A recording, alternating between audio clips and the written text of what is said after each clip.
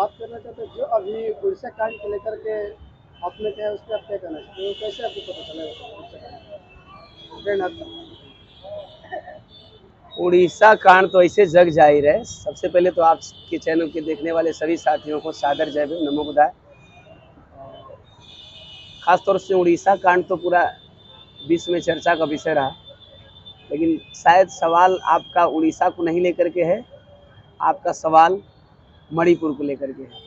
मणिपुर को तो है कि लेकिन उड़ीसा की भी बात करें तो मणिपुर वाला तो लेते करेंगे उस पर आपको कैसा करें? मणिपुर क्यों आखिर आपको क्यों उस पर बताइए, आखिर उसमें क्या दिखा ऐसा क्यों? देखिए, देश की जो वर्तमान स्थिति है, वर्तमान स्थिति और भविष्य को कंपेयर करते हुए मैं जो भी राह लिखता हूँ तो वर्तमान, भविष्य और भूत तीनों को कंपेयर करके लिखता हूँ। और वस्तुतः फिलहाल इस टाइम जो भारत की स्थिति है, उसी स्थिति को मैंने उस कांड के थ्रू मैंने दर्शाने का प्रयास किया। और उसमें की कुछ लाइनें हैं जो लोगों को बेहद पसंद आ रही हैं। जैसा कि मैंने बेटी को लेकर के एक लाइन लिखा था। जैसे लोग चर्चा कर रहे हैं, आए दिन देश में चर्चा का विषय बना हुआ है, चाहे इलेक्ट्रॉनिक मीडिया हो चाहे प्रिंट मीडिया हो, सभी मीडिया के लोग बार बार ये दर्शाने में लगे होते हैं कि देश बहुत सुरक्षित हाथों में है। लेकिन अगर वस्तुतः देखा जाए जमीनी स्तर पे तो देश कितना सुरक्षित हाथों में है और कितना सुरक्षित है, जमीनी स्तर पर देखा जाए तो यह नगण्य साबित होता है। इसी चीज़ को मैंने गीत के माध्यम से लिखा था। जैसा कि मणिपुर हादसा हुआ और मणिपुर हादसा में मैंने लिखा था एक लाइन, मैंने उसमें अपने बिरहा पत्ती में कव्वाली गया था और बड़ा सामाजिक उसका भाव है। मैंने गया था, मुसीबत में शरीफों की शराफत कम नहीं होती,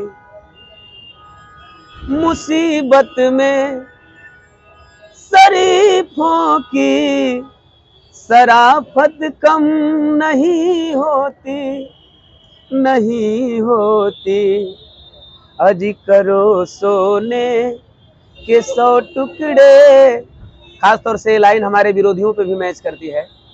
करो सोने के 100 टुकड़े तो कीमत कम नहीं होती, करो सोने के 100 टुकड़े तो कीमत कम नहीं होती।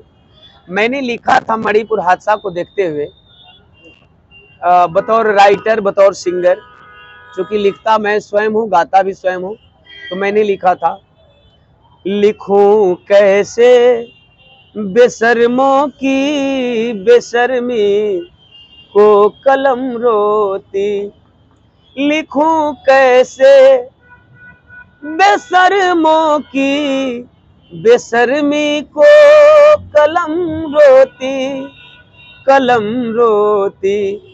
जो लोग कहते हैं देश सुरक्षित हाथों में है, उन लोगों से मेरा सवाल है, क्या इस सवाल का जवाब आप लोगों के पास है? सवाल क्या है?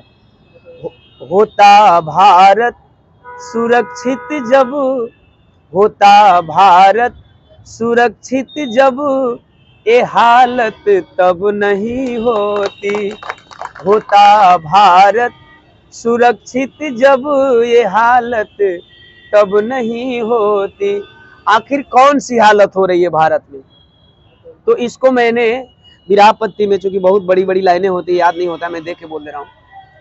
और नजम में मैंने लिखा है, जहां पत्थर के देवी की पूजा हर रोज होती है, जहां पत्थर के देवी की पूजा हर रोज होती है, वहीं पर जिंदा देवी आज बिना वस्त्र रोती है, वहीं पर जिंदा देवी आज बिना वस्त्र रोती है। भारत की विडंबना देखिए, जहां माटी के मूर्ति को वस्त्र पहनाया जाता है, जहां माटी के मूर्ति को वस्त्र पहनाया जाता है, वहीं पर बिना वस्त्र नारी क्यों घुमाया जाता है, वहीं पर बिना वस्त्र नारी क्यों घुमाया जाता है। सबसे बड़ी बात, केंद्र में वर्तमान सरकार जो है जब से सरकार सत्ता में आई है तब से लेकर के अब तक यही नारा चल रहा है, बेटी बचाओ बेटी पढ़ाओ। तो है नारा तो चलते आ रहा है। हाँ, जो नारा चल रहा है सेंट्रल गवर्नमेंट का के थ्रू। तो इस पे मैंने कहा जहाँ पे बेटी बचाओ बेटी पढ़ाओ का नारा, भाई रोज आप बेटी बचाने और बेटी पढ़ाने की बात करते हो, इतना बड़ा नारा होने के बावजूद भी, इतना कुछ होने के बावजूद भी मैं लाइन के माध्यम से कहना चाहूंगा, जहाँ पे बेटी बचाओ बेटी पढ़ाओ का नारा, उसी भारत में एक बेटी का परिवार क्यों हारा, उसी भारत में एक बेटी का परिवार क्यों हारा। इतना कुछ होने के बाद भारत की बेटियां आज भी सरेआम नंगे पे सरेआम नंगा परेड कराया जाता है देश में। आप कैसे कह सकते हो कि आप बेटी बचाने का संकल्प लिए हो? आप कैसे कह सकते हो कि आप बेटी बचाने का संकल्प लिए हो? अगर आप बेटी बचाने और बेटी पढ़ाने का संकल्प लिए हो तो फिर ये क्या है जो देश की बहु बेटियों को, देश की बेटियों को कहीं जिंदा जला दिया जाता है, कहीं रेप करने के बाद जला दिया जाता है, तो आखिर ये क्या है? फिर आपका बेटी बचाओ और बेटी पढ़ाओ का नारा का महत्व क्या रह जाता है?